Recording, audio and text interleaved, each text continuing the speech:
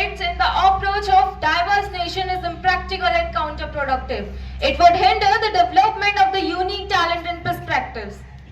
The strength of the nation does not lie in imposing uniformity and nurturing its diverse voices and perspectives. Well, with these thoughts, have a glorious morning to one and all present here. It's me, Arushi. and this is me, Drishti. We both are from class 8 loaders standing in front of you all to present a debate on the topic. Can a uniform education system addresses India's diverse or cultural needs? I'm in the favor of this motion. And I am in the against of this motion.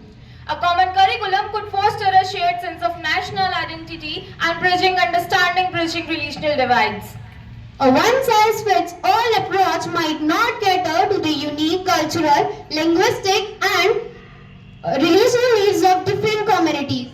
But Drishti as standardized system might lead to the better quality control, ensuring the minimum standard across the country.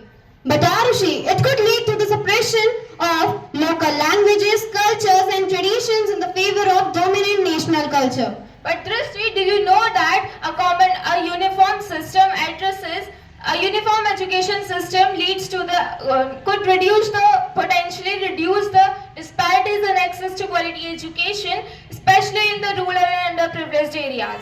But Arushi, a rigid system might stifle innovation, experimentation in education, hindering the development of tailored solution.